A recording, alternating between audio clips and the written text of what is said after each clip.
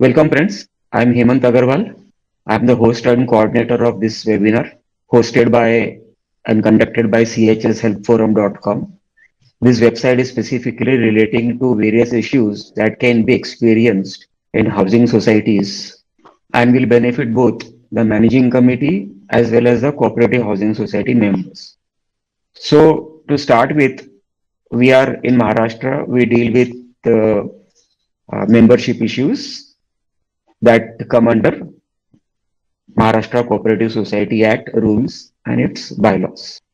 So if you are staying in a society, your membership becomes voluntary. You have to take membership of the society, and you can also choose not to be a member of your society and still continue in your society without any problems.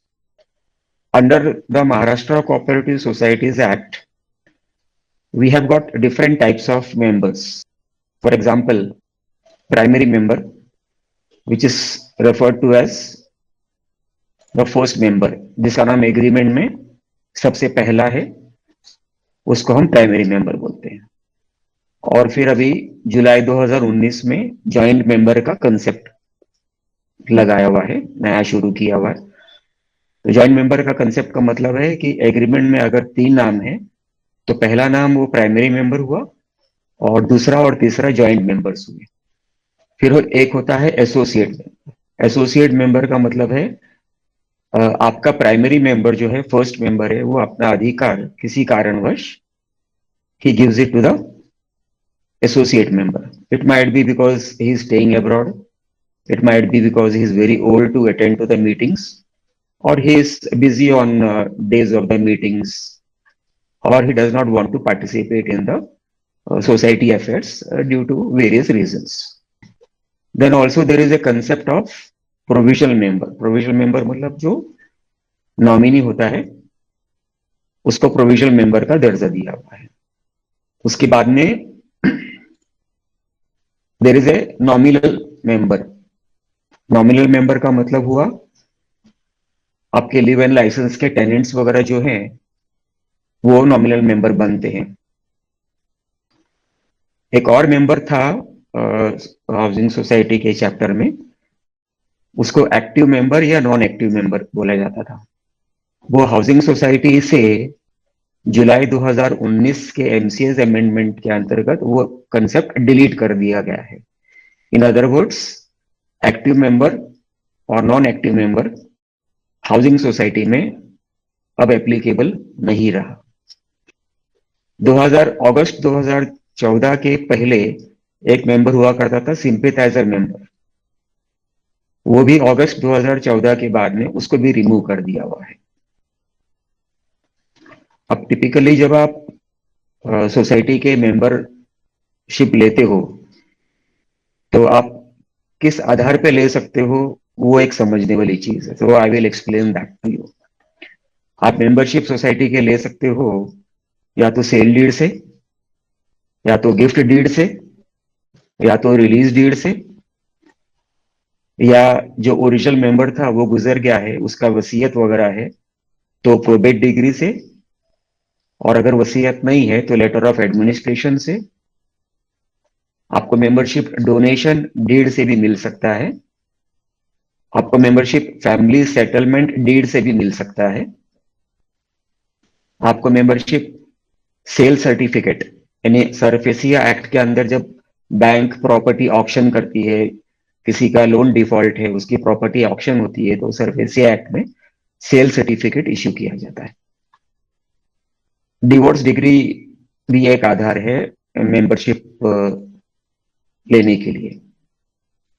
जैसे मानो husband wife का property है, या सिर्फ husband की property है, wife ने divorce मांगा, कोर्ट ने ऑर्डर दे दिया, ये सेटलमेंट हुआ है उनके बीच में, तो डिवोर्स डिग्री में भी उनको मेंबरशिप का, अगर डिवोर्स डिग्री प्रोड्यूस करते हैं, डिवोर्स डिग्री में लिखा है कि that this flat has to be is given now to the wife और टू द हस्बैंड और to whoever, then that can be also done. अभी सोसाइटी की मेंबरशिप कैसे हासिल किया जाता है उसका थोड़ा सा डिटेल्स देते हैं। जब आप सोसाइटी को एप्लीकेशन देते हो मेंबरशिप ट्रांसफर के लिए, उसके पहले आपको एक बहुत इंपॉर्टेंट चीज बता दें कि दो टाइप की सोसाइटीज होती है। एक टाइप की सोसाइटीज होती है वो टेनेंट पार्टनरशिप सोसाइटी होती है।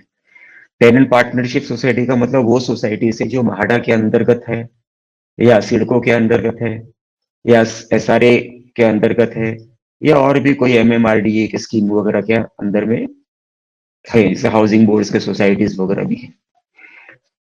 तो ये टेनेंट पार्टनरशिप सोसाइटी हुई। दूसरी एक सोसाइटी होती है टेनेंट को ओनरशिप सोसाइटी, जिसमें सोसाइटी में पहले आप उस बिल्डर से आप अपना फ्लैट खरीद लेते हो, बाद में 60% मेंबर मिलके या तो बिल्डर वॉलेंटरली सोसाइटी फॉर्म करके आपको देता है। तो जो सोसाइटी पहले से फॉर्म्ड है वो एमएमआरडीए या सिडको या एसआरए या म्हाडा सोसाइटीज बोली जाती है, that is tenant partnership society. Rule 10(5)(a) के अंडर में टेनेंट को ओनरशिप सोसाइटी हुई, और रूल 10(5)(b) के अंतर्गत में टेनेंट को पार्टनरशिप सोसाइटी हुई। अब दोनों में फर्क यह है कि एक सोसाइटी पहले से फॉर्म्ड है टेनेंट पार्टनरशिप, और एक सोसाइटी फ्लैट वगैरह खरीदने के बाद में फॉर्म होती है। तो आजकल जितनी भी सोसाइटीज हो रही हैं, बन रही है, वो पहले आप बिल्डर से फ्लैट खरीद लेते हो, पोजीशन मिलने के बाद में बिल्डर आपको सोसाइटी रजिस्टर करके देता है, और किसी कारणवश अगर बिल्डर आपको सोसाइटी रजिस्टर नहीं करता है तो आप बिल्डर के नॉन कोऑपरेशन से भी आप सोसाइटी रजिस्टर कर लेते हैं। जब आप फ्लैट खरीदते हो या गिफ्ट में पाते हो या वगैरह वगैरह, जो मैंने आपको अभी थोड़ी देर पहले बताया कि कोर्ट का प्रोबेट डिग्री ले आए, या लेटर ऑफ एडमिनिस्ट्रेशन ले आए, रिलीज डीड से वगैरह, तो तब आप मेंबरशिप के लिए अप्लाई करते हो। तो जब आप मेंबरशिप के लिए अप्लाई करते हो तो आप क्या क्या डॉक्यूमेंट देते हो और कौन से सेक्शन एप्लीकेबल होते हैं। जब आप मेंबरशिप के लिए अप्लाई करोगे तो पहले तो सबसे फर्स्ट स्टेज है फॉर्म नंबर, बायलॉ के फॉर्म है, बायलॉज में फॉर्म लगे हुए हैं, या तो लोकल फेडरेशन के ऑफिस में भी आपको वो फॉर्म्स मिल जाते हैं, ट्रांसफर फॉर्म्स। तो शुरू में फॉर्म 20(1) और 20(2) देना है। 20(1) आपको देना है, मतलब जो आज के दिन में जो ओनर है या मेंबर है, और 20(2) उसको देना है जो फ्लैट खरीदा है। ये सोसाइटी को पहले देना है, कम से कम 15 दिन पहले देना है। सोसाइटी इस पे ऑब्जेक्शन ले सकती है या आपको नोटिस दे सकती है कि we can not transfer the flat to you for so and so reason. वो रीजन हम थोड़ी देर में डिस्कस करते हैं। एक बार ये हो गया, ऑब्जेक्शन नहीं आया, तो आप अपने बायर पार्टी से आप अपना एग्रीमेंट रजिस्टर कर सकते हो। It is necessary that your agreement should be, जो भी डीड है आपका, रिलीज डीड हो, सेल डीड हो, गिफ्ट डीड हो, वगैरह वगैरह, it has to be stamp duty paid, that is compulsory, and it has to be registered. और उसके साथ में form number 4, form number 21, form number 23, साथ में ट्रांसफर फीस में मेंबरशिप एंट्रेंस फीस लागू होता है, 100 रुपया पर मेंबर बेसिस पे। पर मेंबर बेसिस का मतलब है अगर एग्रीमेंट में 3 नाम है तो तीनों को मेंबर बनना है, तो उसके लिए 100 रुपया इंटू 3 मतलब 300 रुपया मेंबरशिप एंट्रेंस फीस देना है। उसके बाद में एक चेक जाएगा, सेपरेट चेक जाएगा 500 रुपए का, that is membership transfer fees. Remember, the earlier one was membership entrance fees. The second one is membership transfer fees. और अगर फ्लैट इमीडिएट फैमिली मेंबर्स के बीच में नहीं है, फैमिली का डेफिनेशन बायलॉ 3(XXXV) में दिया हुआ है। तो जैसे हस्बैंड वाइफ है, माता पिता हैं, बच्चे हैं, बहन भाई हैं, दामाद वगैरह हैं, वैसे करके, तो उनके बीच में शेयर ट्रांसफर फीस नहीं लगती। लेकिन if the buyer party is an outsider और कोई बाहर का है, तो मुंबई शहर में, पुणे शहर में शेयर ट्रांसफर प्रीमियम 25,000 रुपए का है। कई बार सोसाइटीज और भी कुछ एक्स्ट्रा लेती है, वो उनके जनरल बॉडी के रिजोल्यूशन के ऊपर डिपेंड करता है, पर वो गैर कानूनी है। उस पर कैसे डील करना है उस पर भी हम थोड़ी देर में आते हैं। बायलॉ 19 नंबर के हिसाब से जो आपने जो एग्रीमेंट बनाया हुआ है, बायलॉ 19 नंबर के हिसाब से आपने जो एग्रीमेंट बनाया है, सेल डीड होगा, गिफ्ट डीड होगा, रिलीज डीड होगा, उसको आपको सेल्फ अटेस्टेड कॉपी या नोटराइज्ड कॉपी आपको सोसाइटी को देना है। सेलर पार्टी का बैंक लोन क्लोजर, अगर सेलर पार्टी ने बैंक लोन लिया होगा, मॉर्गेज होगा फ्लैट, तो उस दिन का बैंक लोन क्लोजर लेटर देना है सोसाइटी को, वगैरह वगैरह। अब सोसाइटी को क्या करना होता है, सोसाइटी चेक करती है ये सारे डॉक्यूमेंट्स, फॉर्म्स वगैरह ठीक से आए हुए हैं या नहीं है, 20 1 20 2, 4 नंबर, 21 नंबर, 23 नंबर, नॉमिनेशन के फॉर्म है 13 नंबर या 14 नंबर, एंट्रेंस फीस आ गया हुआ है, ट्रांसफर फीस आ गया हुआ है, शेयर ट्रांसफर प्रीमियम आ गया हुआ है, सेलर का बैंक का लोन क्लोजर लेटर आ गया हुआ है।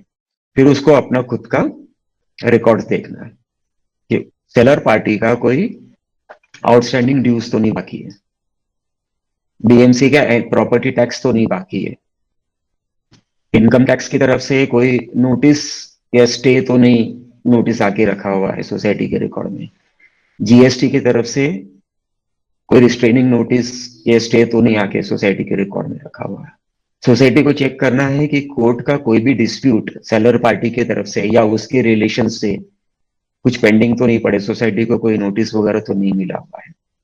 ये सारे पेपर मिलने के बाद में मैनेजिंग कमेटी को अपने सबसे पहले वाली मैनेजिंग कमेटी की मीटिंग, मानो आपको ये मिला डॉक्यूमेंट 1 जनवरी को मिला और पहली मैनेजिंग कमेटी की मीटिंग उसके बाद में 15 जनवरी को हुआ, तो उस मीटिंग में इस चीज को कंसिडर करना है, मेंबरशिप ट्रांसफर एप्लीकेशन, और अप्रूव करना है या रिजेक्ट करना है।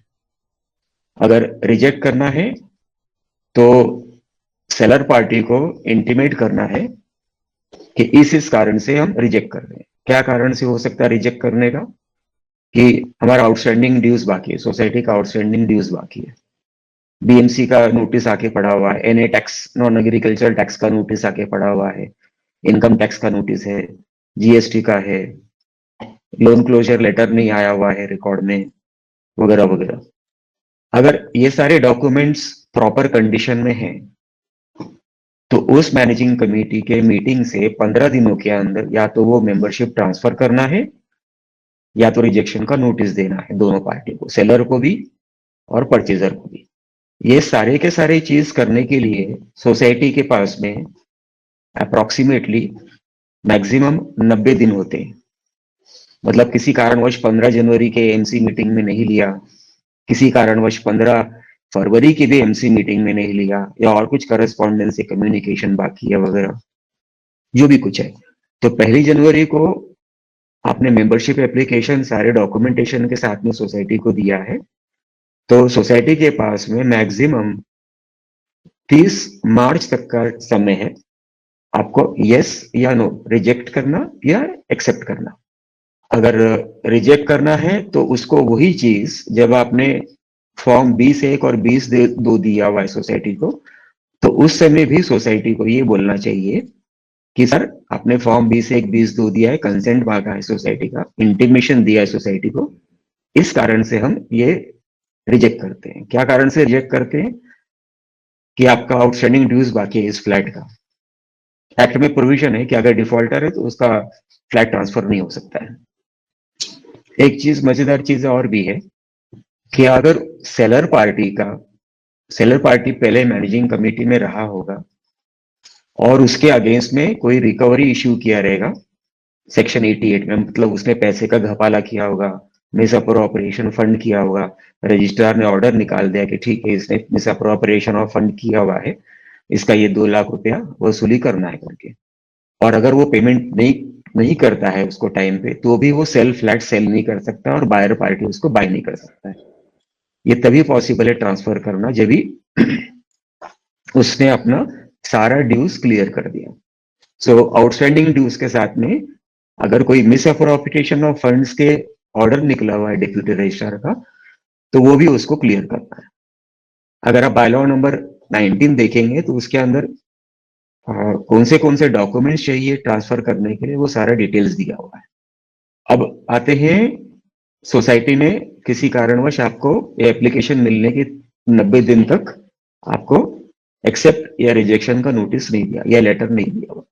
अब आपको क्या करना है, section 22 of the MCR act में ये है कि अगर आपको एक्सेप्ट और रिजेक्शन का नोटिस नहीं मिला हुआ है तो आप डेप्यूटी रजिस्ट्रार के पास में अपील करेंगे कि मैंने ये सारा कंप्लायंसेस कर दिया हुआ है, सोसाइटी मेरा मेंबरशिप ट्रांसफर नहीं कर रही है, तो आप सोसाइटी को डायरेक्ट करें इस मेंबरशिप को ट्रांसफर करने के लिए, या तो आप अपना अथॉराइज्ड ऑफिसर भेजिए सोसाइटी का रिकॉर्ड सीज करके मेरा मेंबरशिप का एंट्री वहां पे दर्ज करने के लिए। तो रजिस्ट्रार के पास में अथॉरिटी है सेक्शन 80 में ये काम करने के लिए। अब सेकंड सिनेरियो ऐसा आता है कि अगर सोसाइटी ने आपको एक्सेप्टेंस या रिजेक्शन का नोटिस दे दिया हुआ है तो आप अपील करेंगे section 23 of the MCS act read with rule 19A, rule 19A with section 23। उसमें आपको डेप्यूटी रजिस्ट्रार पर फिर अपील ही करना है और बोलना है कि मैंने ये सारा चीजें दिया हुआ था, but the society has refused me membership on so and so ground, I have already become a deemed member. जैसे मैंने बताया कि अगर 90 दिनों तक मैक्सिमम सोसाइटी आपको इंटीमेट नहीं करती एक्सेप्टेंस और रिजेक्शन का, तो are you become already a deemed member of the society. तो the registrar has to just simply confirm it कि आप डीम्ड मेंबर हो गए हो, वो भी डॉक्यूमेंट्स चेक करेगा, सब करेगा और आपको मेंबरशिप का ऑर्डर ग्रांट कर दे और सोसाइटी को डायरेक्ट करेगा कि इनको मेंबरशिप ग्रांट करो। और अगर फिर भी सोसाइटी नहीं करती है इस चीज को, तो एज ए सेलर पार्टी मतलब नया मेंबर आप रजिस्ट्रार को ये बोल सकते हो कि सर सोसाइटी मेरा मेंबरशिप ट्रांसफर नहीं कर रही है, आप सेक्शन 80 के अंतर्गत कार्यवाही करके आपका ऑथोराइज्ड ऑफिसर भेजिए सोसाइटी में, ताकि वो रिकॉर्ड सीज करके मेरा एंडोर्समेंट वहां पे कर सके।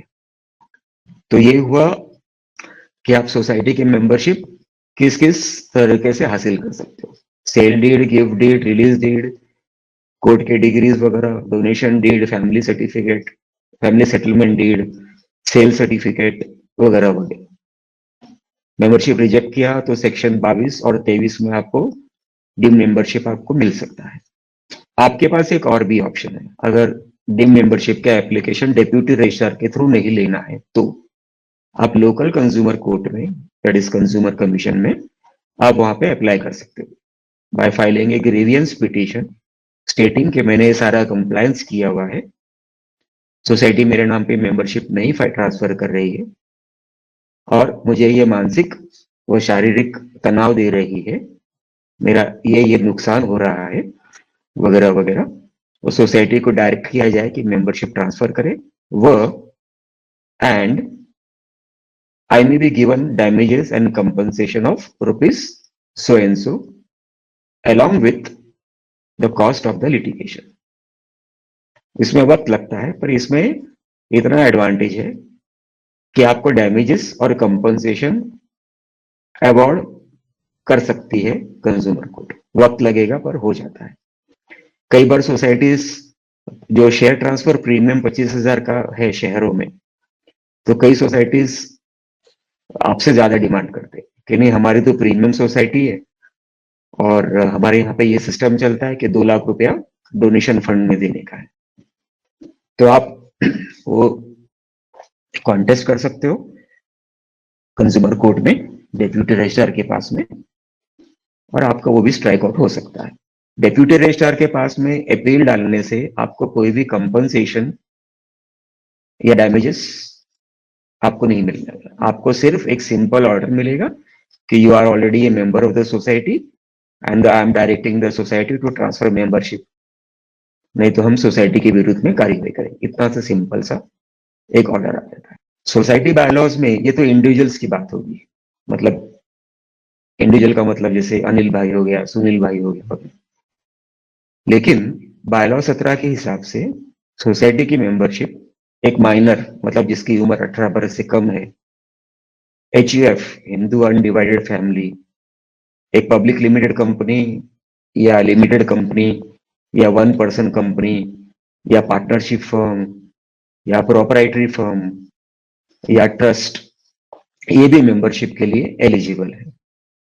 वो भी अप्लाई कर सकते हैं by passing A proper resolution कि वहां पे ऑथोराइज सिग्नेटरी कौन रहेगा and who will be representing the society at the first instance. मानो अगर प्राइवेट लिमिटेड कंपनी, उसमें 4 डायरेक्टर है, तो चारों को अथॉरिटी नहीं होती है। कंपनी का बीओडी रेजोल्यूशन होगा, बोर्ड ऑफ डायरेक्टर का रेजोल्यूशन होगा कि 4 डायरेक्टर में Anil bhai will be the authorise person to represent the society in all matters. Not all the directors और all the partners can do that. आपको ये भी बता दें कि एचयूएफ है या कंपनी है या पार्टनरशिप फर्म है वगैरह वगैरह, they can not appoint associate member. Associate member सिर्फ इंडिविजुअल अपॉइंट कर सकता है। They can not file nomination form and only individual can file nomination form वगैरह। महाडा सिडको एसआरए सोसाइटीज में सोसाइटी का एनओसी पहले लगेगा, मतलब 20(1) 20(2) मिल गया उसको, तो सोसाइटी बोलती है कि ठीक है, आपका कोई मॉर्गेज बाकी नहीं है, हमारे पास income tax, GST, other statutory authorities के कोई स्टे ऑर्डर नहीं है या रिस्ट्रेनिंग नोटिस नहीं है, तो हम आपका फ्लैट ट्रांसफर करने को तैयार है, provided you get proper NOC from MHADA और CIDCO SRA etcetera by payment of premium that may be prescribed by the MHADA authorities, SIDCO authorities, SRA authorities। तो पहले आपको MHADA का प्रीमियम भरना है, सोसाइटी का एनओसी लेके जाके। प्रीमियम भरने के बाद में MHADA आपको एनओसी देगा, वो एनओसी सोसाइटी को लाके वापस देना है, तब जाके सोसाइटी आपका मेंबरशिप ट्रांसफर करेगी। आपको एक और डिफरेंस बता दें कि MHADA, सिडको, एसआरए सोसाइटीज में आप फ्लैट के मालिक नहीं होते हैं। खाली जब प्राइवेट बिल्डर से आप प्रॉपर्टी खरीदते हैं तभी आप फ्लैट के मालिक होते हैं। म्हाडा जो फ्लैट आपको देती है उसके लिए आपको सिर्फ अलॉटमेंट लेटर दिया जाता है। म्हाडा के साथ में आपका कोई एग्रीमेंट नहीं होता है, ना तो सोसाइटी के साथ में कोई एग्रीमेंट होता है। That is why it is called as tenant partnership. लेकिन जब आप प्राइवेट फ्लैट खरीदते हो तो ट्रांसफर ऑफ प्रॉपर्टी एक्ट के अंतर्गत में आप अपने खुद के फ्लैट के मालिक होते हो। म्हाडा फ्लैट के आप खाली टेनेंट होते हो, आपको सिर्फ यूसेज राइट्स वगैरह है और बाकी आपको कोई राइट नहीं होता। I have already given you details कि रूल 19 के अंडर में मेंबरशिप के लिए कंडीशंस क्या क्या लागू पड़ते हैं।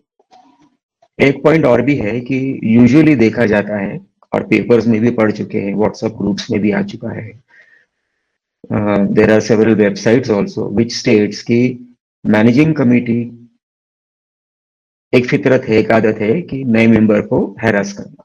90% केसेस में ऐसा होता है। हैरास करने का मतलब ये है छोटे मोटे चीज का रुबाब करेंगे, छोटा मोटा धमकीबाजी करेंगे वगैरह। और एक वेरी वेरी कॉमन है कि भाई हमको इतना एक्स्ट्रा पैसा लगेगा इस चीज के लिए, या तो वो कैश में मांगेंगे या तो बोलेंगे कि हमारा ये जनरल बॉडी में ये पास किया हुआ है और आपको इतना एक्स्ट्रा देना है। मतलब वो जो शेयर ट्रांसफर प्रीमियम 25,000 दे रहे हो उसके अलावा आपको 2 लाख रुपए एक्स्ट्रा देना है। या और भी कोई एक्सक्यूज से आपका मेंबरशिप रुका के रखेंगे जस्ट टू हैरास यू। कई बार मैनेजिंग कमेटी के अंदर ही इंटरनल डिस्प्यूट्स होते हैं। मैनेजिंग कमेटी का कोई एक मेंबर सोचता है कि मैं ही खुद ये फ्लैट खरीदने वाला था, लेकिन सेलर ने बाहर किसी और को दे दिया, तो वहां पर भी चेयरमैन सेक्रेटरी का वेस्टेड इंटरेस्ट होता है, खुद का इंटरेस्ट होता है। तो वो ये कोशिश करते हैं कि जितना हो सके इसको हम रुका दिया जाए। सोसाइटी अगर आपको आपका फ्लैट ट्रांसफर नहीं करती है तो जैसे मैंने बताया आपको कि आप कंज्यूमर कोर्ट में भी आप केस फाइल कर सकते हो, आप सिविल कोर्ट में भी केस फाइल कर सकते हो, आप डिप्यूटी रजिस्ट्रार के पास में भी डीम्ड मेंबरशिप का अर्जी डाल सकते हो। जैसे मैंने बताया कि आप सेक्शन 22 या 23, दोनों नहीं, 22 और 23 में आप अपील डाल सकते हो, आपको मेंबरशिप 100% मिलेगा। सोसाइटी के पास में कोई भी जुरिस्डिक्शन नहीं है आपको मेंबरशिप रिफ्यूज करने का, अगर आपके सारे डॉक्यूमेंट्स वगैरह इन प्रॉपर ऑर्डर हैं तो। अगर आपका फ्लैट मॉर्गेज्ड है तो society should not transfer the membership to the new owner. अगर उस फ्लैट में सोसाइटी का कोई भी प्रकार का आउटस्टैंडिंग ड्यूज है तो सोसाइटी का हक है उस मेंबरशिप को रोक देने का।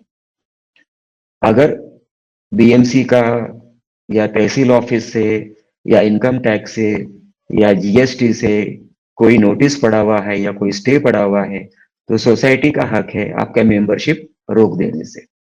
अगर कोई लीगल हायर उस फ्लैट का जो सेलर पार्टी है उसके वारिसदार बच्चे बीवी वगैरह वगैरह किसी ने सिविल कोर्ट कर रखा है कुछ भी वसूली के लिए, उनका पैसा बाकी है वगैरह वगैरह, और कोर्ट का नोटिस आया हुआ है तो भी सोसाइटी का हक है आपका मेंबरशिप रोक देने से। ये सोसाइटी के राइट्स हैं। इसके अलावा अगर आपको आपका मेंबरशिप रोका जाता है तो consumer court, civil court, deputy registrar छोड़ के आप क्रिमिनल केस भी कर सकते हो। कुछ सेक्शन ब्रॉडली मैं आपको बताता हूँ, बहुत से सेक्शन लागू पड़ते हैं पर आपको 3-4 सेक्शन बता देते हैं जो नॉर्मली एप्लीकेबल होते हैं। एक होता है इंटिमिडेशन, सेक्शन 503 आईपीसी के अंडर में लागू पड़ता है। उसके अंदर लगभग 2 साल का मिनिमम पनिशमेंट है। पनिशमेंट का मतलब जेल है। एक दूसरा सेक्शन है मिसचिफ अंडर सेक्शन 425 आईपीसी, उसके अंदर मिनिमम 3 महीने की जेल है। दूसरा एक कॉमन सेक्शन है breach of trust under section 405 IPC, उसमें मिनिमम 3 साल की जेल है। और भी अलग सेक्शंस हैं, सर्कमस्टेंसेस पे डिपेंड करते हैं। जैसे सोसाइटी ने बोला कि नहीं नहीं तुम तो मुस्लिम हो, तुम क्रिश्चियन हो, तुम हिंदू हो, तुम मटन खाने वाले हो, तुम दारूडा हो, शराब पीने वाले हो, फला ढिकाना, ऐसे कुछ भी बहाना करते हैं तो और सेक्शंस वगैरह बढ़ते जा सकते हैं। तो जो बायर पार्टी है और सेलर दोनों मिलके पुलिस के एफआईआर कर सकते हैं और एनसी कर सकते हैं कम से कम मिनिमम। किसी कारणवश पुलिस अगर आपके अर्जी पे कार्यवाही नहीं करती है या एफआईआर फाइल नहीं करती है तो आप लोकल मजिस्ट्रेट कोर्ट में, जैसे बॉम्बे में बोरीवली है, कुर्ला है, अंधेरी है, बांद्रा है, मजिस्ट्रेट कोर्ट पे आप प्राइवेट क्रिमिनल केस भी कर सकते हो with the help of local lawyers. तो ये 4-5 ऑप्शन आपके पास में बचता है मेंबरशिप के बारे में। आजकल अभी नया एक सिस्टम चल रहा है प्रोविजनल मेंबरशिप, मतलब जो नॉमिनी है, जो फ्लैट धारक है, जो ओनर है, उसने एक नॉमिनेशन फाइल कर दिया है कि मेरा लड़का अनिल के नाम पे मैं नॉमिनी करता हूं, मेरे बाद में उसका मेंबरशिप उसको ट्रांसफर कीजिए। आपको एक चीज और भी बता दें कि सोसाइटी का मेंबरशिप का मतलब ये नहीं है कि फ्लैट का ओनर बन जाता है। सोसाइटी की मेंबरशिप इज जस्ट मेंबरशिप जिसकी कीमत या तो 250 रुपया है या तो 500 रुपया शेयर सर्टिफिकेट है, बाकी कुछ भी कीमत नहीं है। जो टाइटल ओनरशिप है वो ट्रांसफर ऑफ प्रॉपर्टी एक्ट के अंतर्गत, स्टैम्प ड्यूटी एक्ट के अंतर्गत, रजिस्ट्रेशन एक्ट के अंतर्गत आप जब फ्लैट खरीदते हो और जैसे ही रजिस्टर करते हो तो फ्लैट का कन्वेंस आपके नाम पे हो गया। टाइटल डीड का मतलब है कन्वेंस, तो आपके नाम पे फ्लैट हो गया वो। अब फ्लैट लेने के बाद में आप सोसाइटी में सिर्फ मेंबर बनना है करके आप बाकी का फॉर्मेलिटीज पूरा करने के लिए आप उनको देते हो। मानो अगर आप नहीं देते हो उस चीज को तो भी आप उस फ्लैट में कंफर्टेबली जिंदगी भर रहते जा सकते हो without being a member, because in a housing society membership is voluntary। ये कई हाई कोर्ट के जजमेंट्स में भी नोटेड है। Society membership is not mandatory, it is not compulsory कि आप सोसाइटी के मेंबर बनना है। तो इसी तरह जब वो नॉमिनी डिसीज्ड मेंबर के, तो जो प्राइमरी मेंबर है, फर्स्ट मेंबर है या जॉइंट मेंबर्स, वो अपना अपना हिस्सा अलग अलग by separate nominee form form bylaws के ऊपर डिपेंड करता है। कई बार 13 नंबर होता है, कई बार 14 नंबर होता है। लेकिन अगर फ्लैट के 2 धारक है, 2 ओनर है, अनिल है और अनीता है, और दोनों के 50-50 रुपए के शेयर हैं, उसमें 50-50% है, तो अनिल को अलग से नॉमिनी फॉर्म भरना है अपना 50% का। वो अपना शेयर किसी को भी दे सकता है, वो अपनी बीवी अनीता को भी दे सकता है, वो नीचे किसी खड़े हुए पान वाले को भी दे सकता है, किसी को भी दे सकता है। There is no restrictions at all. Nominee आप किसी को भी बना सकते हो, पर नॉमिनी को सिर्फ प्रोविजनल मेंबरशिप राइट मिलता है, उसको बेचने का हक नहीं मिलता है, उसको फ्लैट भाड़े पे चढ़ाने का हक नहीं मिलता है, उसको फ्लैट पे लोन लेने का हक नहीं मिलता है, वगैरह वगैरह। पर हक क्या क्या है उसका, नॉमिनी का, प्रोविजनल मेंबरशिप का? प्रोविजनल मेंबर एक बार मेंबर बन जाता है तो वो इलेक्शन भी कॉन्टेस्ट करके मैनेजिंग कमेटी भी बन सकता है, मेंबर बन सकता है, वो इलेक्शन खड़ा हो सकता है, वो मैनेजिंग कमेटी मेंबर बन सकता है, वो सारी मीटिंग्स अटेंड कर सकता है, वो रीडेवलपमेंट के एग्रीमेंट है, कन्वेंस के एग्रीमेंट है, जो भी वो सोसाइटी के डॉक्यूमेंट है, वो सारा कुछ साइन कर सकता है। He can become chairman, he can become secretary, he can become any authority with in the managing committee. तो जैसे मैंने बताया, प्रोविजनल मेंबर जो है वो नॉमिनी होता है, उसको राइट करना, इलेक्शन लड़ना, मैनेजिंग कमेटी बनना, वगैरह वगैरह सब कुछ कर सकता है। सो we will conclude the lecture for today, and we will take up questions from the chat box first. There is a question by Mr. Cherian. Board of Authorized Officer in Housing in CHS are competent to deal with transfers of shares on resale of flats, and are they competent to deal with matters related to redevelopment relevant sections of the Act? Mr. Cherian, ऐसा है कि board of administrator day to day काम के लिए appoint किया जाता है, उनका काम फिक्स्ड है। सोसाइटी में आओ, इलेक्शन की तैयारी करो, उनका कार्यकाल 6 महीने का मैक्सिमम लिमिटेड है।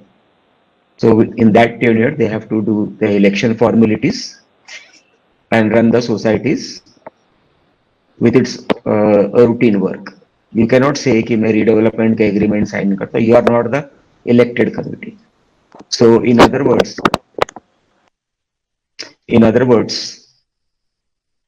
जो इलेक्टेड कमिटी नहीं है, वो रीडेवलपमेंट, मेंबरशिप का transfer, major repairs, conveyance deed वगैरह वगैरह साइन नहीं कर सकती।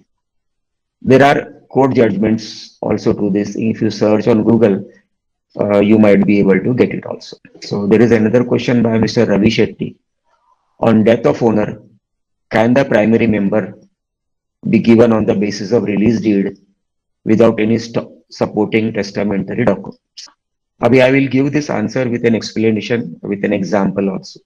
मानो फ्लैट में सिंगल ओनर है, mister Anil Sharma is a single owner, उसके 3 वारिसदार हैं, अनीता और उसका बच्चे रमेश और सुरेश। तो अब एक परिवार में क्लास 1 लीगल हायर में 4 जन हुए, मियां बीवी और 2 बच्चे। अनिल भाई ने जीते जी नॉमिनेशन भी नहीं किया और वसीयत भी नहीं किया, किसी कारणवश उसने विल नहीं बनाया।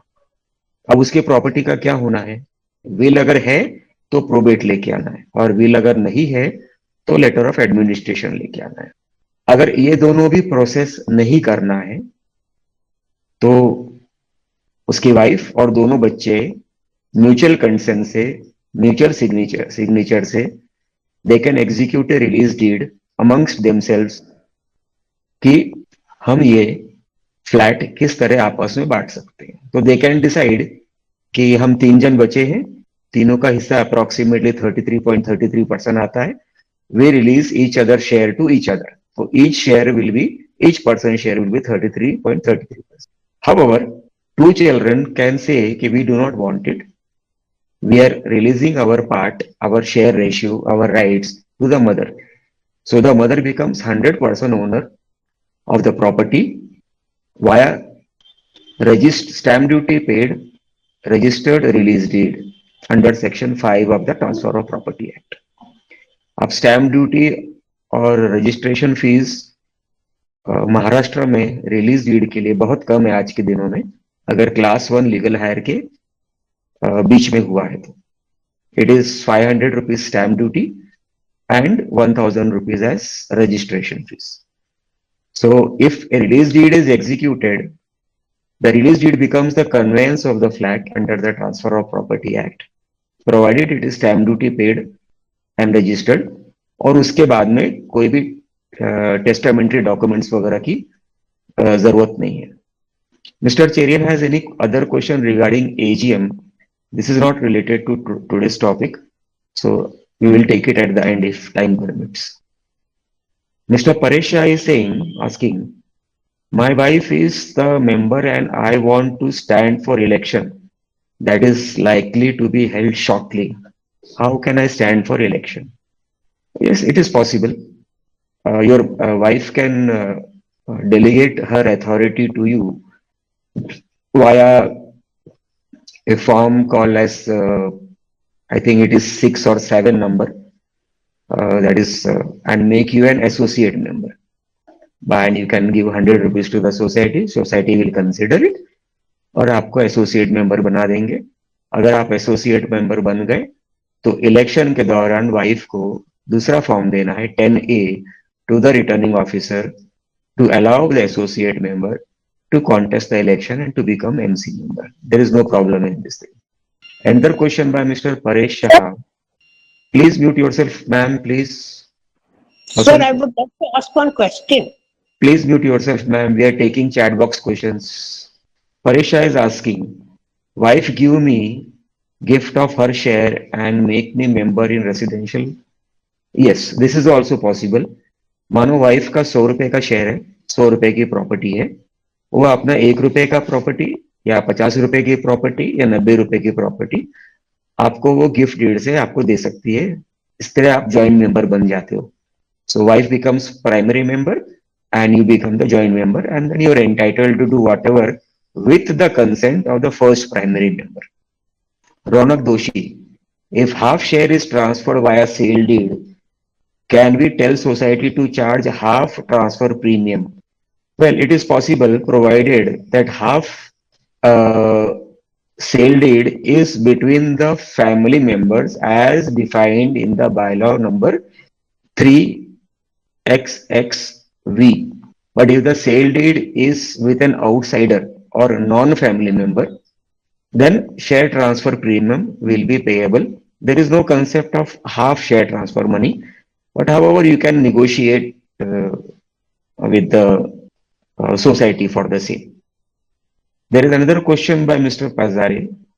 Original member expired recently. His wife is not aware of anything. His share certificate, nominee, वगैरह. Can she become provisional member automatically and vote in elections? Original member expired recently. Wife is not aware of anything. Yes, she can become provisional member. Because section 154B(18) में provision है provisional member का, और managing committee को ये हक दिया हुआ है. सरप्राइजिंगली थोड़ा फनी पावर है. आई विल रीड दैट कि the power is given to managing committee stating provided further that if no person has been nominated, अगर किसी को नॉमिनेट नहीं किया हुआ है प्राइमरी मेंबर ने, तो देन मैनेजिंग कमेटी उस किसी भी व्यक्ति को नॉमिनल मेंबर बना सकता है. अगर मैनेजिंग कमेटी को लगा कि हमें ऐसा लगता है कि ये मेंबर हो सकता है, अथॉरिटी दिया हुआ है, कानून में अथॉरिटी दे दिया हुआ. So society shall admit such person as provisional member. Now this is the funny part. As may appear to the committee to be the heir और legal representative of the deceased member. तो आपके question का answer ये है कि wife application डाल सकती है प्रोविजनल मेंबरशिप के लिए एंड वो प्रोविजनल मेंबर बन सकती है.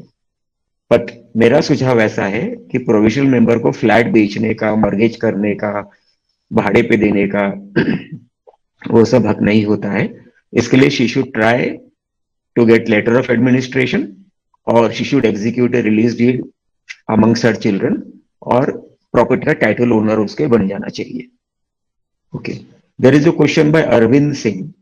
If other legal heirs are objecting to the transfer and there is a partition suit pending in High Court, if there is a partition suit pending, जैसे मैंने शुरू में बताया कि अगर कोई भी कोर्ट का लिटिगेशन है, कोई भी statutory authorities, income tax, GST वगैरह का कोई भी स्टे है या रिस्ट्रेनिंग नोटिस है, तो society cannot transfer membership to the applicant under no circumstances. It will be a criminal offense on part of the society, as well as the court.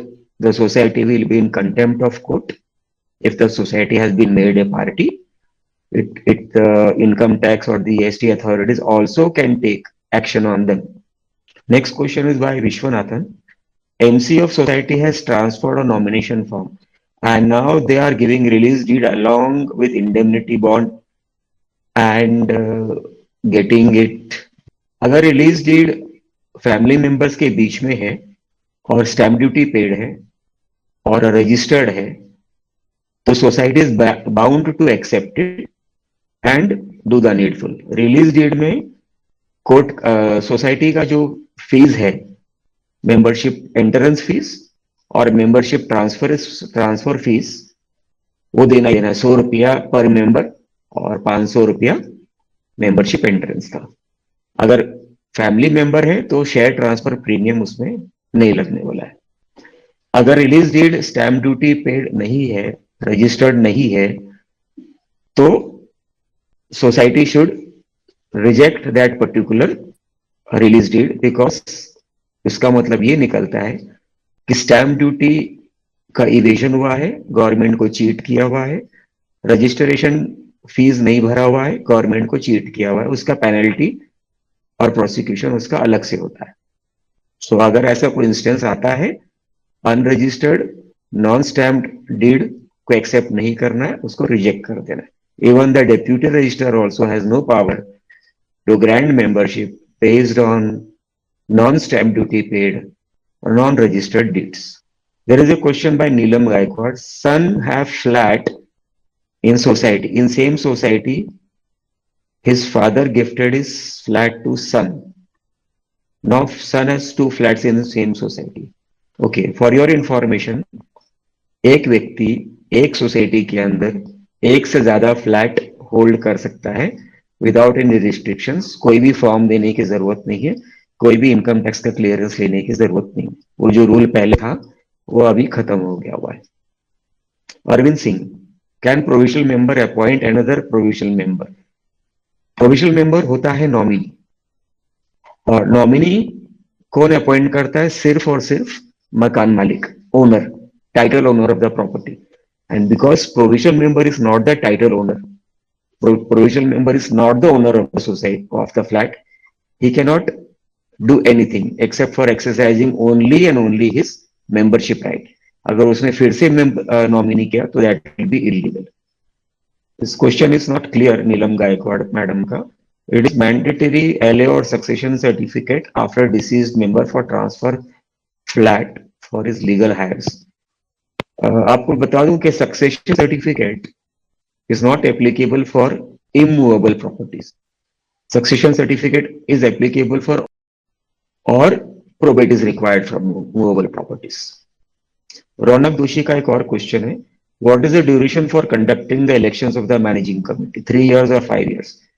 Mr. Raunak, this is not today's topic, so I will not be able to answer that.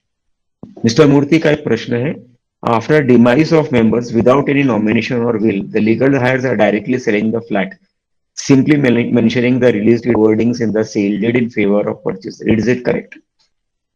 If the release deed is registered, then only they can sell it. Otherwise, it is illegal and a criminal offense to sell a flat, even if the flat belongs to his father.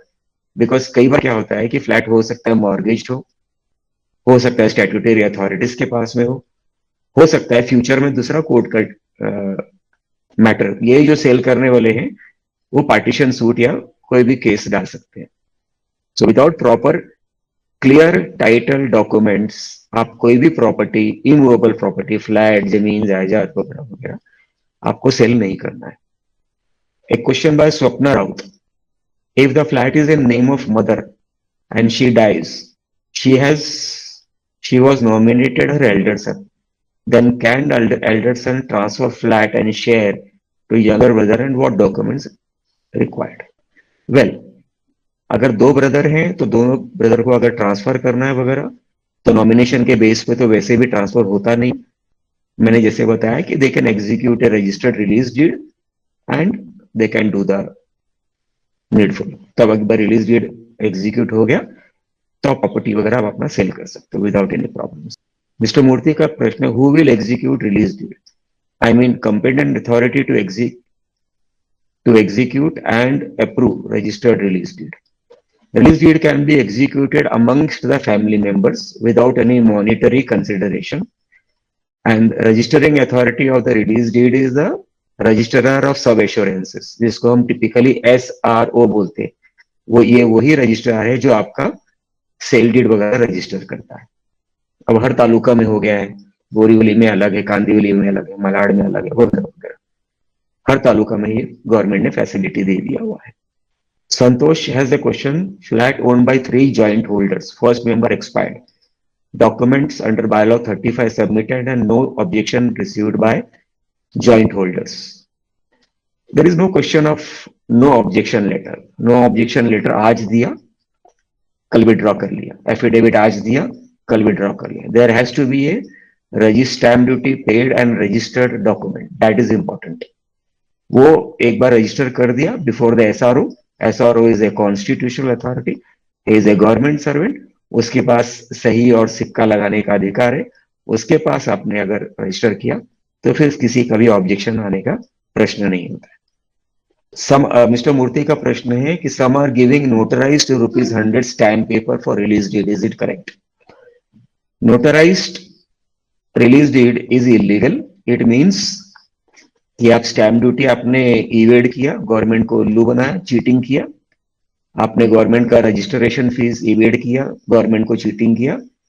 This notarised release deed is illegal. Neelam Gaikwad का एक दूसरा प्रश्न है, can society transfer deceased membership to legal heirs way by of affidavit NOC of other? Mister Neelam madam का question है, okay, NOC affidavit वगैरह वगैरह के बेस पे सोसाइटी का मेंबरशिप ट्रांसफर नहीं करना चाहिए, it is totally illegal. Mister Brar is asking, I had paid for and booked a flat including the name of my daughter. Now I want to give her the flat. What should I do?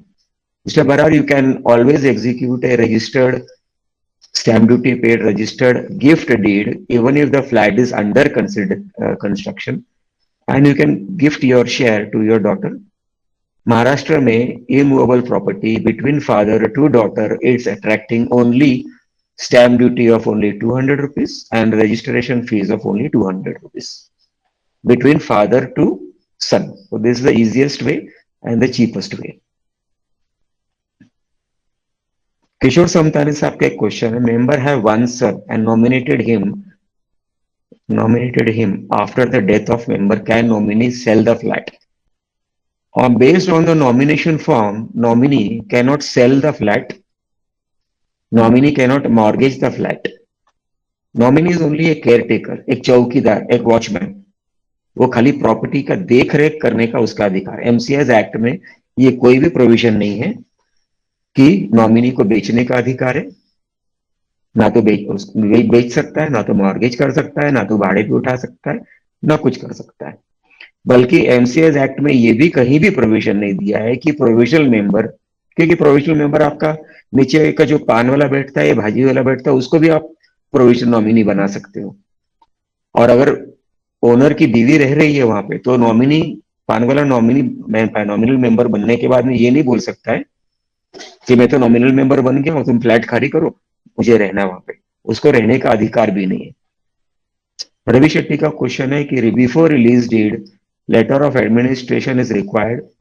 Release deed is as equivalent to letter of administration. अगर release deed आपने constitutional authority के सामने execute किया हुआ है तो that is more than sufficient, letter of administration की जरूरत नहीं है। और अगर आप लेटर ऑफ एडमिनिस्ट्रेशन लेकर आए हो तो रिलीज डीड आप एग्जीक्यूट नहीं कर सकते। जो लेटर ऑफ एडमिनिस्ट्रेशन है उसको आपको ऑनर करना पड़ेगा, या तो हाई कोर्ट में प्रॉपर प्रोविजन डालना पड़ेगा to do the needful. There is another question, if the member of the society do not attend any meeting, then what action can be taken? This is not related to today's topic, so we are ignoring it. Prakash Gangam, in case of deceased member leaving behind dues liabilities and no membership assigned for 10 years and is having the name of deceased member on record, who is liable to pay the dues since nobody is assigned membership? Okay, अगर society का outstanding dues 10 lakh रुपए बाकी है और society जो मृतक आदमी है, जो फ्लैट ओनर है, अगर उसने किसी को नॉमिनी बनाया है तो उसको प्रोविजनल मेंबर बना दो. Provisional member becomes liable only for all liabilities of the flat owner. Otherwise, if he refuses, then society can file recovery proceedings against the flat owner, deceased member, or any occupant of the flat. मानो deceased member Anil Sharma है, उसके वहां पे 3 जन और रह रहे, उसकी बीवी रह रही है, उसका चाचा रह रहा है या भाई रह रहा है, वगैरह वगैरह.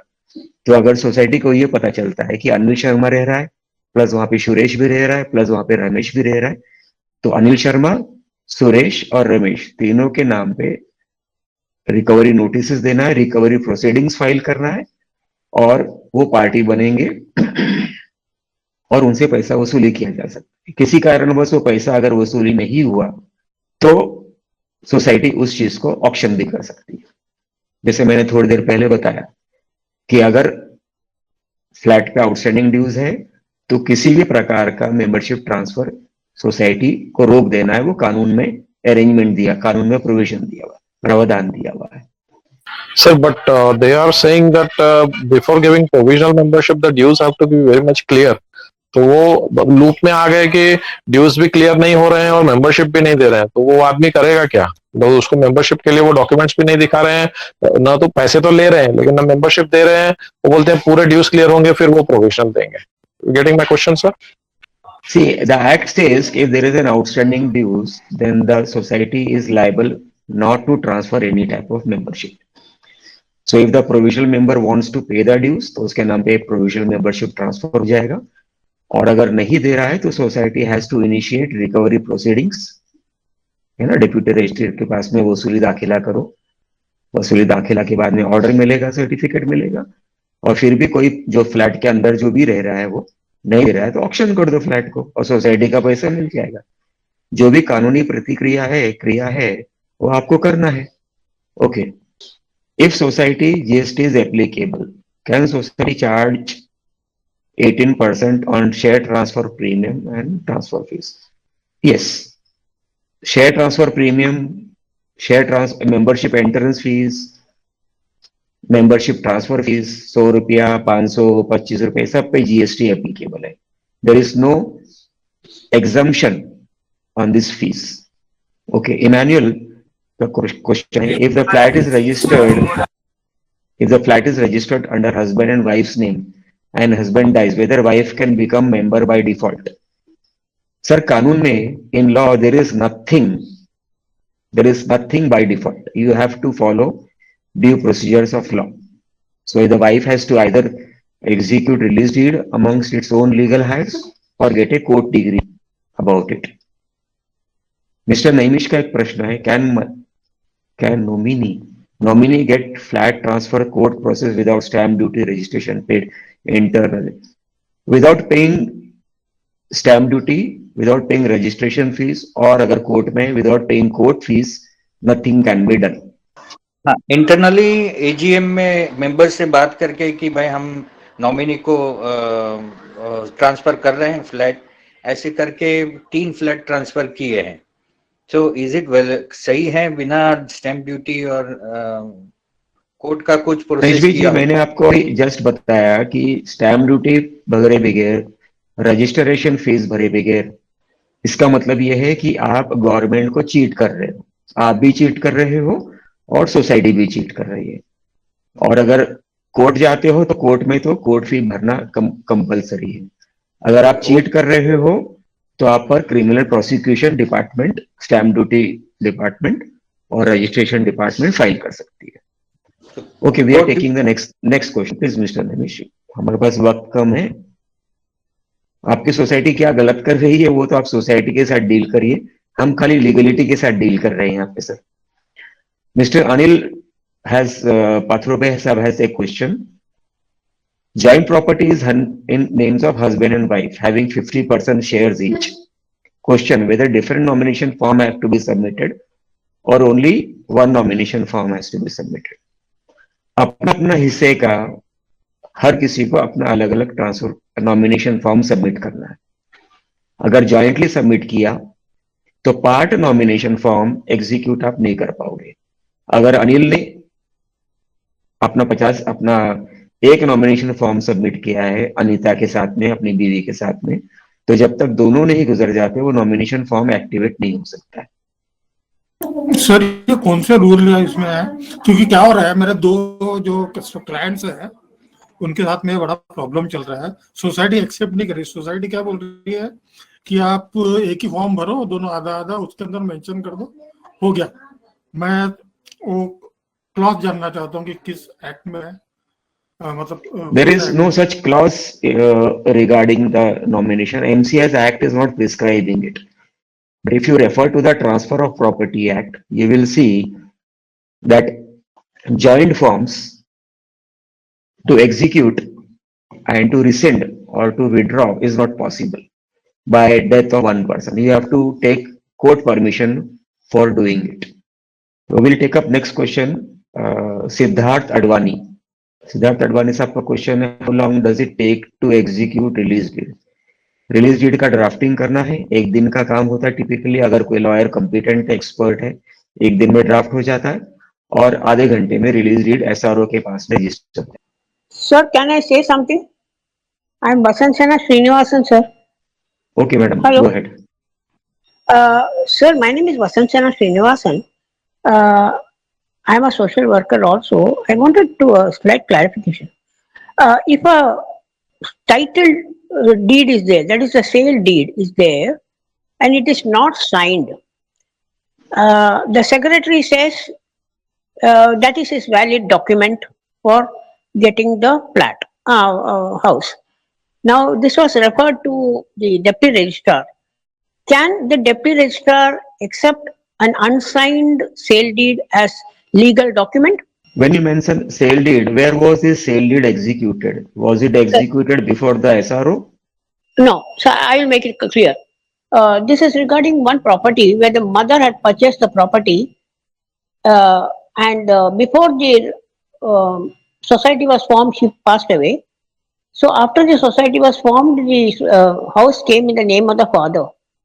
But now the father recently, sometime back, he gave a gift deed to one of the sons when he has got 2-3 other sons, but he gave a gift deed to one of the sons.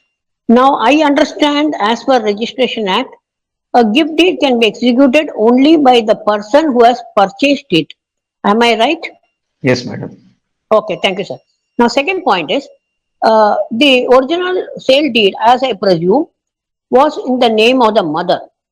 Now, the present person is trying to play mischief and saying that it was purchased by the father, and he presents a document to the deputy registrar, an unsigned sale deed, title deed. So, can the deputy registrar accept that and act on it and continue with his membership in the society?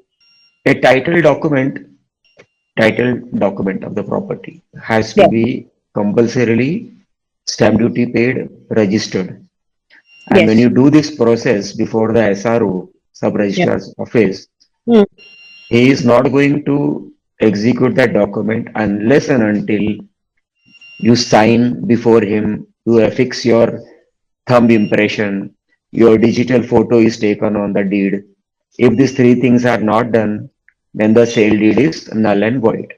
Sir, can I interrupt? Sir, can I interrupt? Okay, last question by you, madam.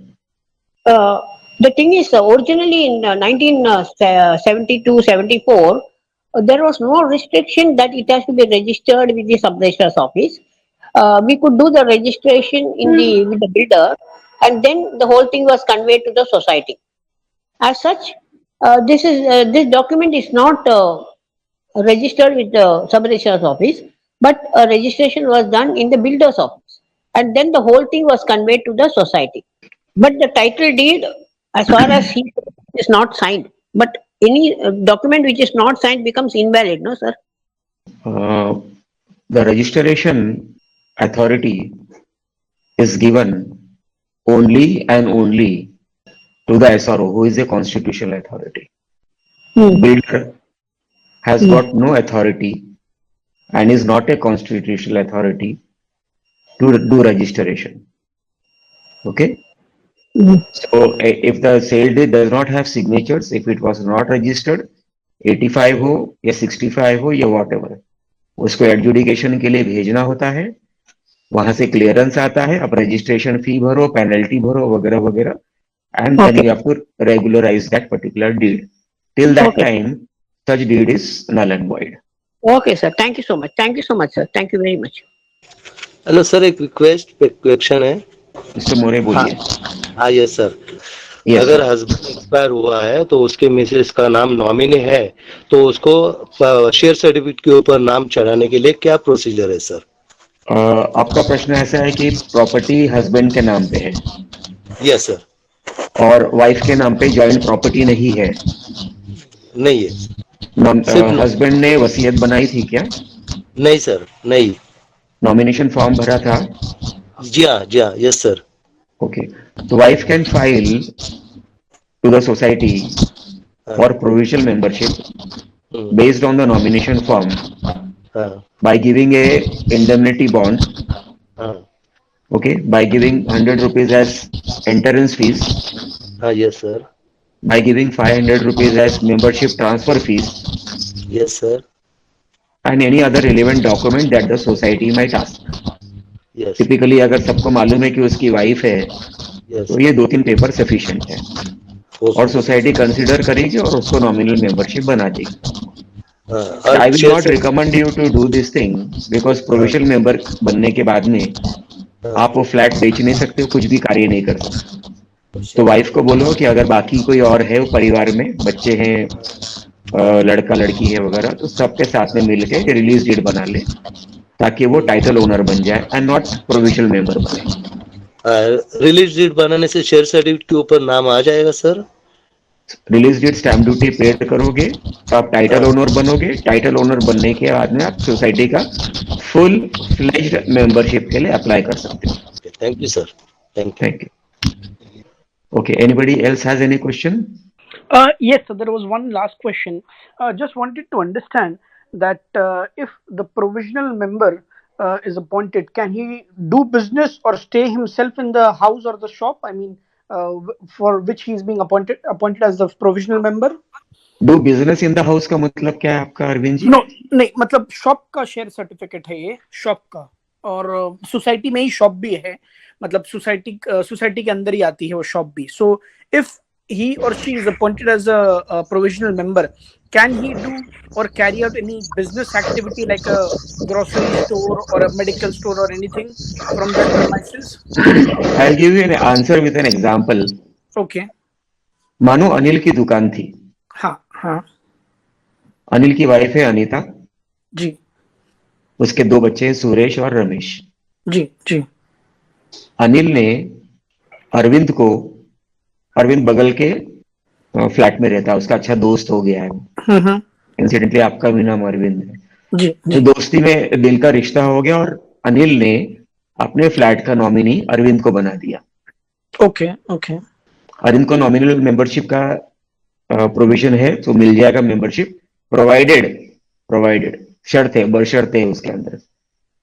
Provisional member के वक्त अनीता, सुरेश और रमेश जो अनिल के वारिसदार हैं, हम्म, object नहीं करते हैं तो.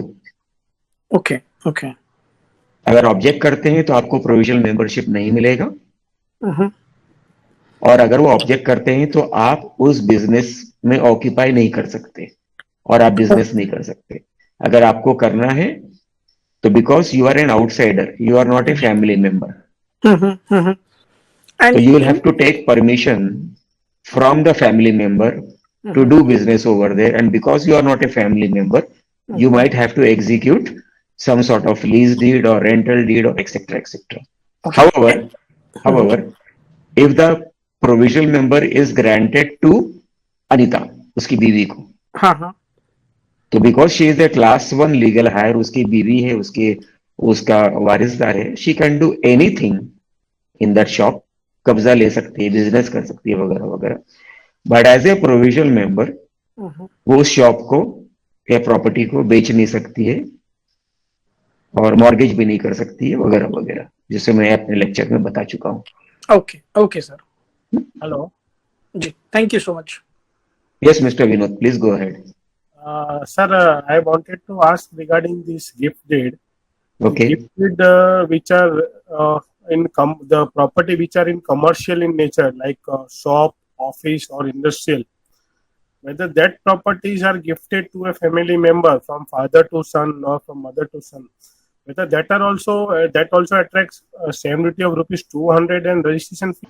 Well, for this concessional gift deed and a release deed, stamp duty and registration fee, the property has to be in the nature of residential or agricultural. Okay, sir. Commercial property में आपको full stamp duty और registration भरना होगा.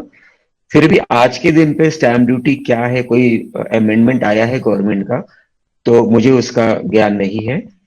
इसको आप अपना local registration agent जो होगा उसको बना के दीजिए. वो वहां से चालान बना के लेके आएगा एसआरओ ऑफिस से, तब आपको पता चलेगा एक्चुअल स्टैम्प ड्यूटी कितना भरना है उस पर. तो कंक्लूसिवली रेसिडेंशियल प्रॉपर्टी और एग्रीकल्चरल प्रॉपर्टी के लिए कंसेशनल स्टैम्प ड्यूटी और रजिस्ट्रेशन फीस एप्लीकेबल है. कमर्शियल प्रॉपर्टी के लिए नहीं है, जो स्टैम्प ड्यूटी के शेड्यूल में लिखा हुआ है. Okay, thank you, sir. Thanks a lot. Sir, actually, I want to ask my question. Actually, आधा आंसर हुआ, आधा नहीं हुआ. मेरा 3 क्वेश्चन था. 3 जन के नाम पे प्रॉपर्टी है. The first one is expired. तो हम लोग ने एप्लीकेशन दिया हुआ सोसाइटी में under form number bylaw number 35. उसका कोई 90 डेज हो गया, उसका कोई ऑब्जेक्शन नहीं आया सोसाइटी से, और फिर भी उन्होंने नाम पे चढ़ाया नहीं है. और हम लोग ने अभी doing all the formalities like intimation दिया, बाद में रेंट एग्रीमेंट रजिस्टर करके पुलिस वेरिफिकेशन सब सबमिट किया है. They are charging 1000 rupees as penalty. भाई आप लोग ने प्रोसीजर फॉलो नहीं किया. प्लस और तो और बोलते हैं कि आप लोग मेंबर नहीं हो और आपका भाड़ोतरी को उठा के घर से बाहर फेंक देंगे. तो इज इट करेक्ट और what is it like?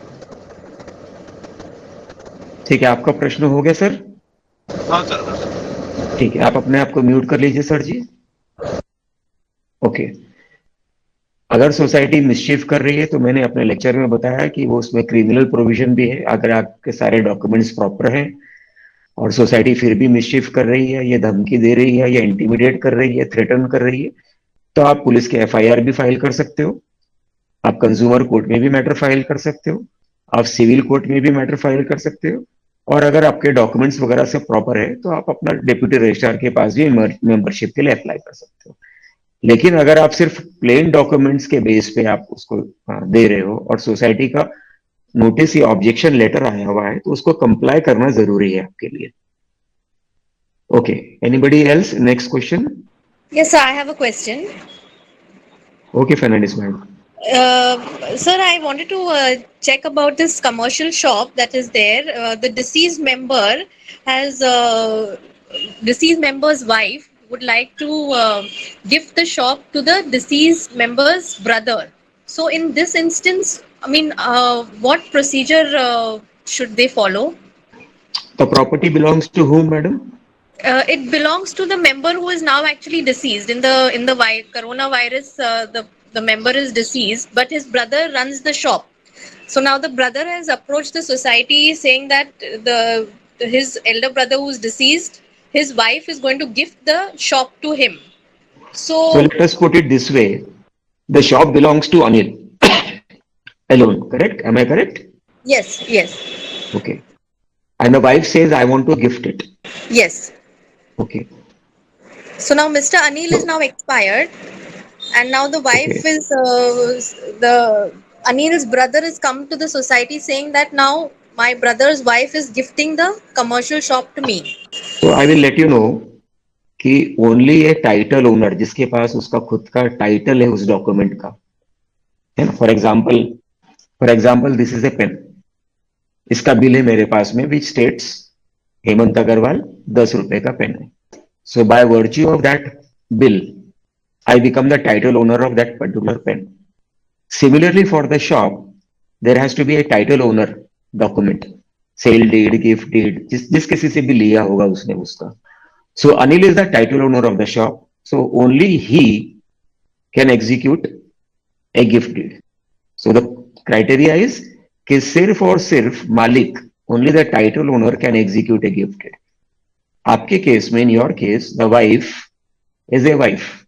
She is a legal heir, but she is not the title owner. So she cannot execute gift deed. And either the brother can claim anything. So for that, ultimately, if Anil has not left a will, not prepared a will, not executed a will, so he has to go to the court to get letter of administration in favor of the wife. So the wife becomes the title owner by virtue of that court degree, and then she can sell it, gift it, donate it, or whatever she wants to do. Okay, sir. Okay. Thank you. Deepa madam, Deepa is your question, Yes. please?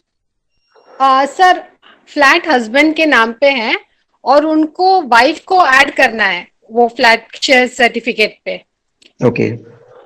तो stamp duty और registration fees ही भरनी रहती है ना sir?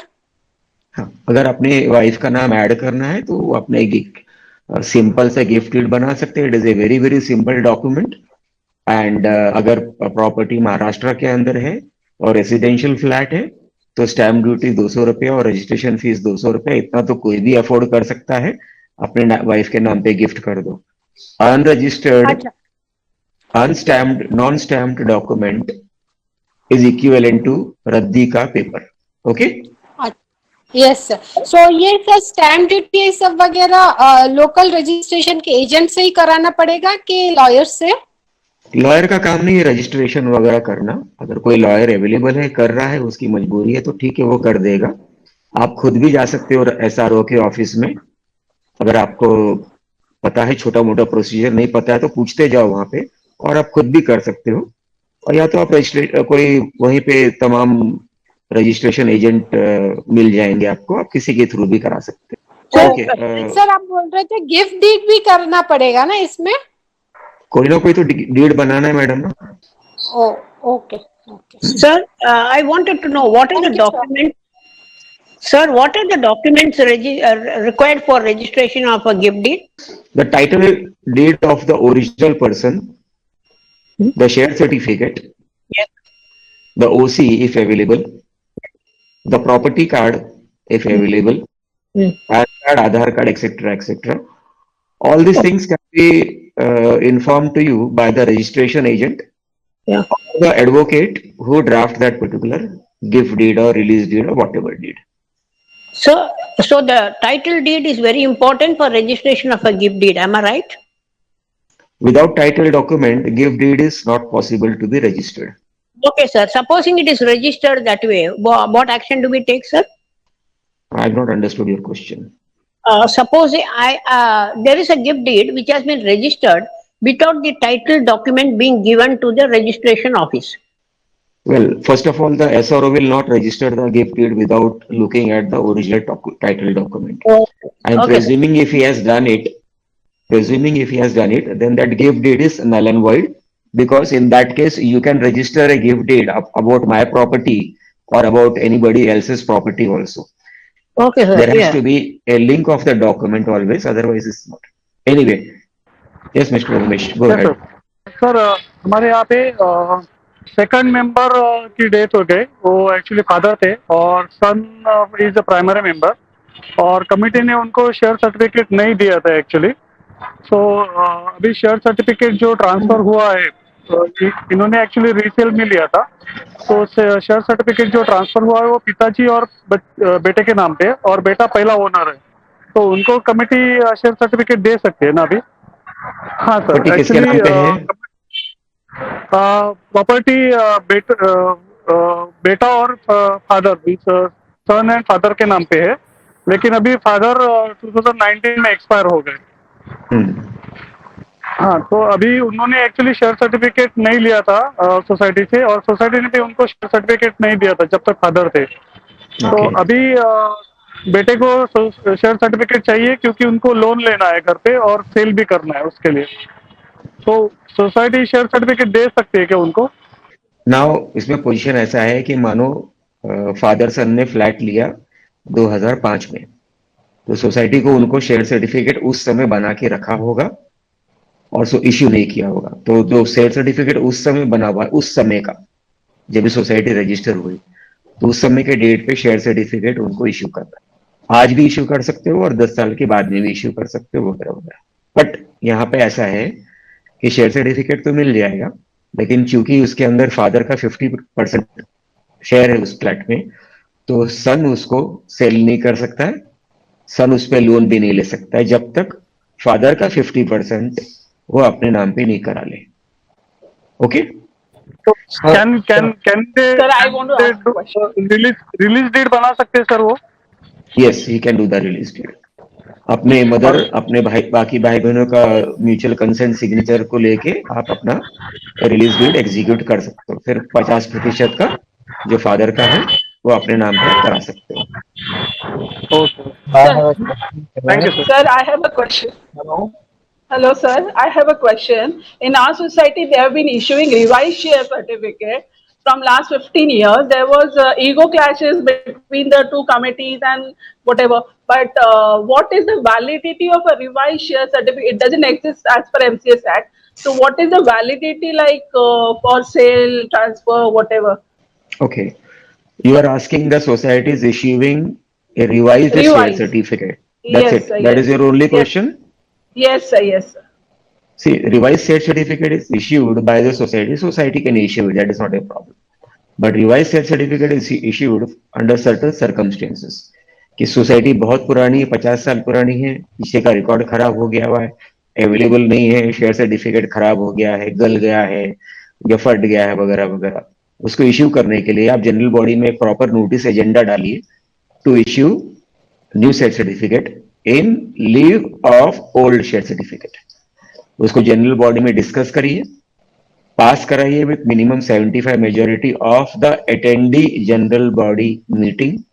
Once this has been done, because today society has been delegated as a autonomous body, deputy registrar का permission लेने की जरूरत नहीं है अगर आपने आपका शेयर कैपिटल उस शेयर सर्टिफिकेट का इंक्रीज या डिक्रीज नहीं किया हुआ है। तो अगर ये परिस्थिति है तो society can issue U A revised share certificate और लेट अस से duplicate share certificate with the same numbering or with new numbering by current dated chairman, secretary, treasurer's signatures, but you will have to return the old share certificate back. Society will take it back, mark it with red pen, defaced, issued new share certificate, dated so and so.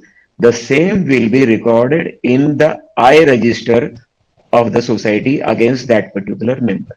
लंबा procedure है और वो हो सकता है, that is not a problem and it is perfectly legal. Okay, okay, Mr. Paresh, please go ahead. In our society about 20 years back, a member became a member by fraudulently submitting some papers. So can that be challenged now? If you are the affected party, Okay. supposing अभी अनिल का flat है Mhm.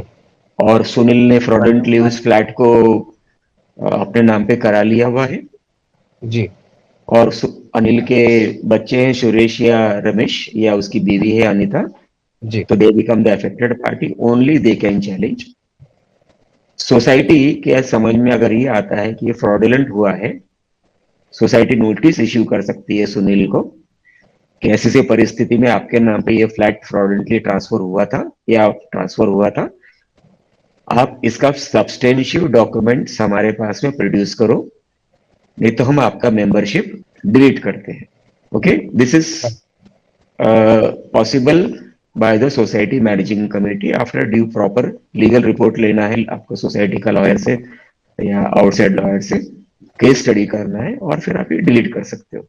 all right, sir. Thank you so much. Appreciate it. Mister Neel, please your question. Thank you, sir. Thank you so much. Actually, sir, Yes, I'm a please. society manager. I have a question that what happened? There is a flat and it's in the name of 4 people, 2 brothers and their wife. The 2 of them, they sold their flat. They sold their share in between their relatives. So, what are the procedure and documents required for that thing? Let me understand your question. The flat stands in 4 names. That stand in 4 persons, 4 2 names, brothers and their correct? wife. Yep, and 2 of them, one brother and his wife, they sold their share internally without intimation, intimating society. They sold. They had they made a agreement They also. sold it to whom? To the second brother and his wife? They're relatives only. So I'm what not are the clear about documents are your required? question. I'm not sure about your question. See, sir, see the flat stand in the name of 4 people. Two of them, 25% each. They sold their flat to their relatives. I'm just Relative want means to what know, relative, sir ji?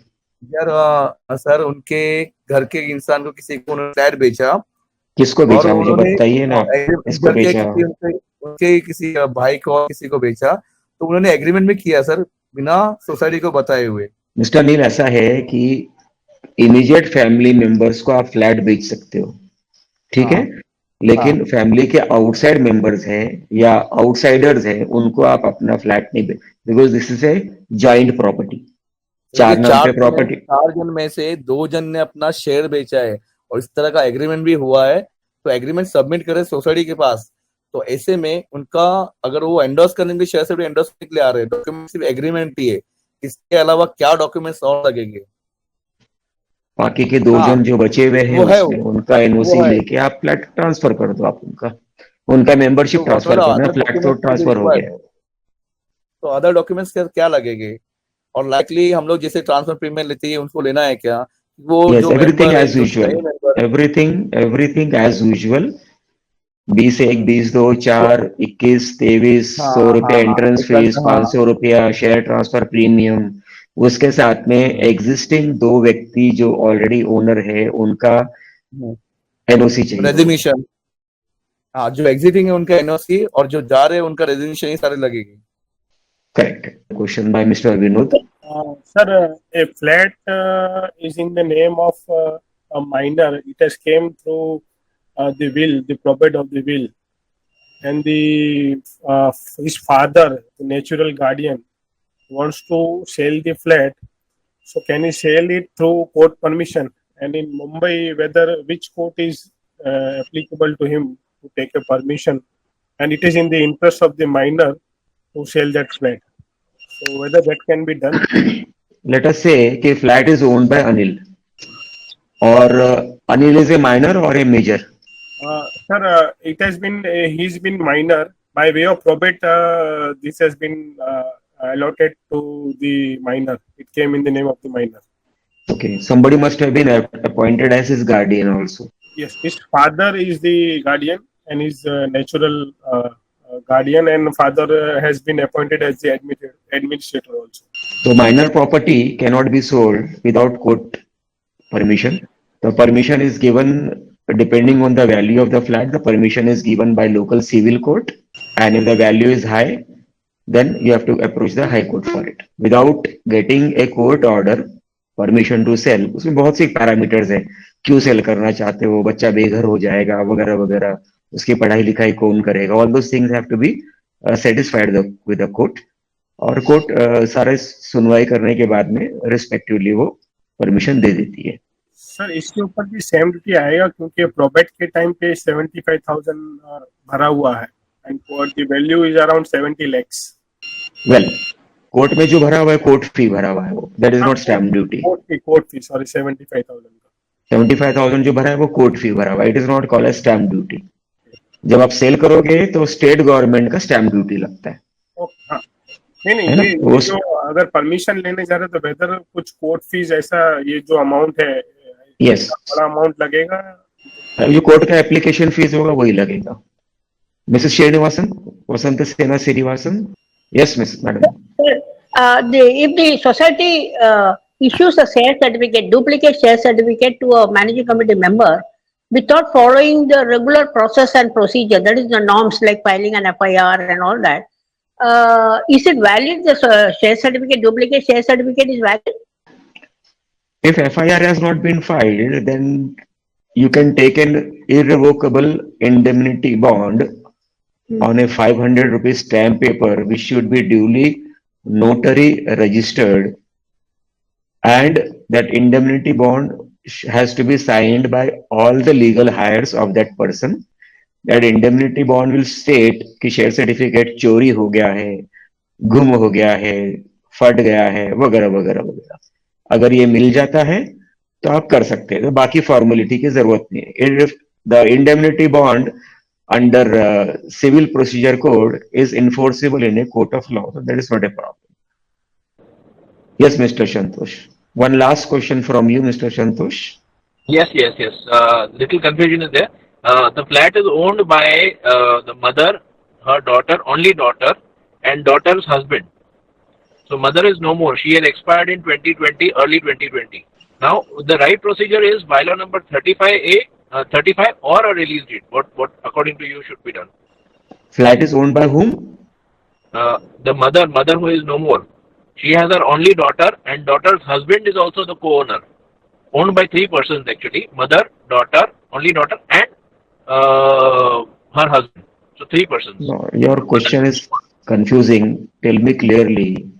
The flat was owned by mother, second person was daughter, and third person was son-in-law or son. Son-in-law. Okay. तो mother ने will बनाया था? नहीं बनाया. Mother is no more. She is expired in early 2020. I have understood that, sir. Mother has not prepared a will. No. ठीक है, तो उनका जो शेयर कितना है उसके अंदर 33.33%, करेक्ट? Yes.